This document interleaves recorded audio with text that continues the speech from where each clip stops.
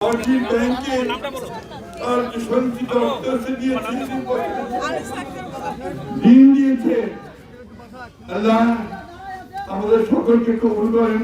কিছু ওনাকে দিচ্ছি। আর আমি আপনাদেরকে কিছু বলতে চাই, এর আগের নির্বাচনে আমরা যেমন জীবন প্রাণ দিয়ে ধানের শীষ মার্কাকে জয়যুক্ত করার জন্য অনেক চেষ্টা করেছিলাম, এমনকি আমি নিজে বাক্স আটকায় দিয়েছিলাম যে আমি নিজে ভোট দিতে পারিনি। এটার জন্য আমি 2 মাস যাবত বাসা থেকে বের হতে পারিনি। এবারও আমরা চাবো যে মা বোন চাচা চাচিদেরকে সকলকেই আমি বলবো, এই ধানের শীষটা যে আছে 12 তারিখ পর্যন্ত আমরা সকলে পাহারা দিব ইনশাআল্লাহ।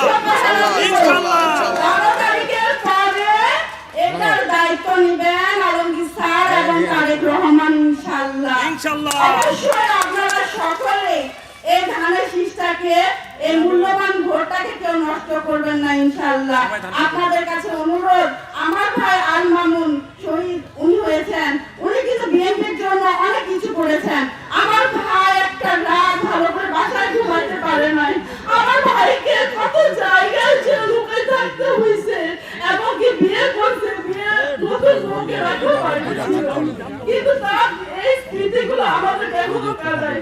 আপনাদের সন্তান, আপনাদের নাতি নাতি, কিন্তু তাকে তার জন্য হলো যে এই ধানের শীষটাকে জয় করবেন, তাহলে আমাদের স্মৃতি আরো উজ্জ্বল হবে, এমনকি এই ধানের শীষ আমাদের উজ্জ্বল ভবিষ্যৎ গ্রহণ করবে ইনশাআল্লাহ।